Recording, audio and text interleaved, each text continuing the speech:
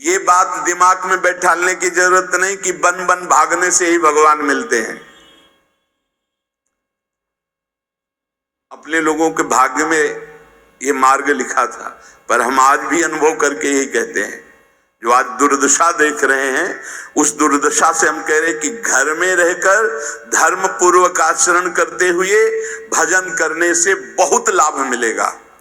विरक्त मार्ग बहुत ही मतलब आग पे चलने का मार्ग है, खिलवाड़ नहीं है। आप ये समझ लो, खिलवाड़ नहीं।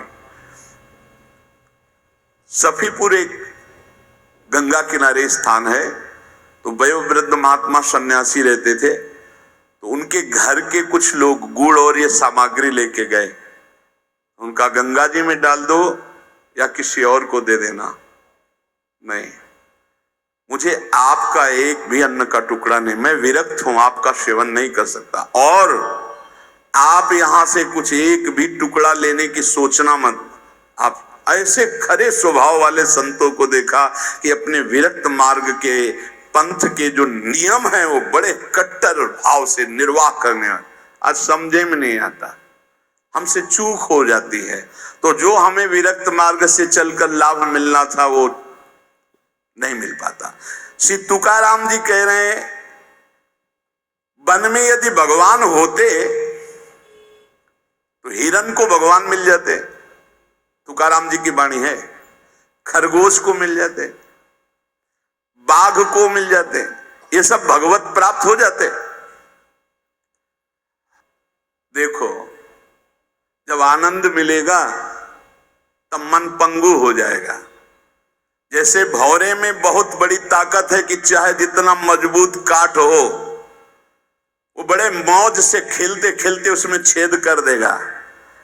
जब कमल की पराग वृत्ति में वो पहुंचता है तो थोड़ा सा भी पराग को धक्का न लगे, शांत होकर बैठ जाता है। चाहे जीवन खोना पड़े, वो कमल की पंखुड़ी को नहीं काटता। ऐसे उदाहरण दे रहे, ऐसे ही तुम्हारा मन तब तक उद्दंडता करता रहेगा जब तक भगवत सुख नहीं मिलेगा। और जिस दिन इसे आनंद मिला, भगवत आनंद, ये बैठ जाएगा, इसका अस्तित्व खत्म हो जाएगा, ये बैठ जाए। निज सुख बिन मन होई कि थीरा, बिना आत्मानंद का अनुभव मिले मन स्थिर नहीं होगा, शांत नहीं होगा, विश्राम नहीं पाएगा। भौरे का दृष्टांत देकर के मन को समझा रहे कि मन भौरा है, भटक रहा है विविध भोगों में, बड़ा मजबूत है, बलशाली है, लेकिन ये तभी निर्बल बनेगा जैसे भौरा कमल में आ जाता है तो वहां अपना बल खो देता है। ऐसे ही श्री हरि चरणारविंद, हरि नाम, भगवत आश्रय, भगवत भक्ति, इसी में मन आनंद को प्राप्त होगा। आपको कहीं भागने की जरूरत नहीं। आपने सुना कि जंगल में भागने से क्या होगा, जल पीने से क्या होगा, फलार रहने से क्या।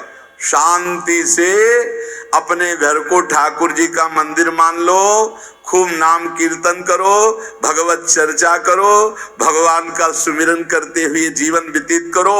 इधर भी सुखी, परलोक में भी सुखी। किसी से आशीर्वाद मांगने की जरूरत नहीं, दौड़ने भागने की जरूरत नहीं, हाहाकार मचाने की जरूरत। ये बहुत आनंद का जीवन है मानो दे। बस सुलझ जाओ, शांत हो जाओ, जहां तुम हो वहीं सब ठीक है।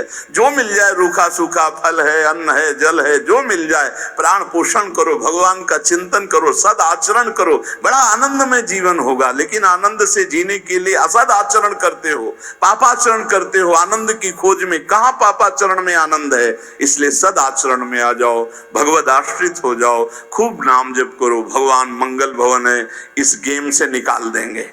बहुत बड़ा एक गेम है, बहुत बड़ा गेम है। जीतते जीतते हार जाओ, हारते हारते जीत जाओ। तो हम तो जीत गए।